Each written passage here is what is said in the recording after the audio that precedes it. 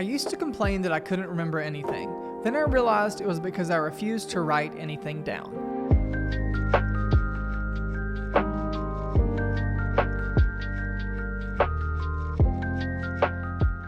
If you would have asked me what I did for personal organization, I would have told you that's just not for me. Someone once said, ideas are like salmon going down a river. You either catch them or lose them. They are never coming back again. Although I truly do have good memory, I was choosing to make it harder on myself. By not creating organization around my way of life, I was opening the door to forgetting things and prolonging the implementation of these new ideas. I was doing what many of us unknowingly do when it comes to productivity and life rhythm. Instead of making small decisions for good, I was choosing to embrace a hectic lifestyle. I was chasing the adrenaline of hustle culture and taking pride in the way I was running my life and business. As we've said in our other content, when you're a senior leader, business owner, or manager, you can only separate your personal and business to an extent. If you're an artist, you can only separate yourself from your art to an extent as well. How you operate as a person will flow into who you are as a leader and vice versa. So why does all this matter anyways? Yes, we do need to remember things, and we should take steps to a more simple and organized life. Even more important than that, for those of us who are followers of Jesus, we are designed to lead by the Spirit, to walk by the Spirit. As visionaries and creative people led by the Spirit, we are tapping into the divine nature of creating with and for Him.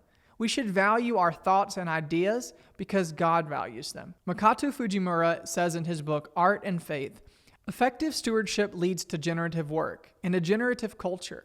We turn wheat into bread and bread into community. We turn grapes into wine and wine into occasions for joyful camaraderie, conviviality, conversation, and creativity. We turn minerals into paints and paints into works that lift the heart or stir the spirit. We turn ideas and experiences into imaginative works for sheer enjoyment and to even expand the scope of our empathy. To steward plans and thoughts is to value ourselves and all the beautiful things God has placed in us. This will not feel natural at first, but the more you do it, you will quickly see the fruit. I'm not asking you to change your personality or how you work. I'm simply telling you what's working for me and how to create practices and rhythms around who you are and how you operate. So with all the ideas, the vision, even small thoughts of creativity, what are we to do with those? Because they kind of swirl around like the salmon going down the river. They seem to pass us by sometimes. Maybe we remember them later. I think it's super important to write everything down. We did a whole video on writing and journaling that I'll link in this video as well. But today we're talking about some smaller practical ways that you can get these ideas from your head onto paper. We want to get rid of that clutter, the all over the place monkey mind, as some people say. And so here are the 3 ways that I like to write things down. One thing that helps me is the more hands-on, the better. I tend to stay in my mind and things stay up here. So the more I can work with my hands with a pen and paper, the better. The first one is a little bit obvious. We've talked about this already. It's a daily journal. There's so many different types of daily journals. There's lined ones, plain ones, dotted ones. This is a pretty big journal, probably the biggest one I have, but I like to do some sketching out ideas in here. But take your thoughts to a daily journal. This may be the most long-form way to kind of bring out your thoughts. And I love what Anne Lamott says about writing. She says, basically, you can have that crappy first draft. You just put it down on paper. No one's going to see it but you, but get that first idea on paper.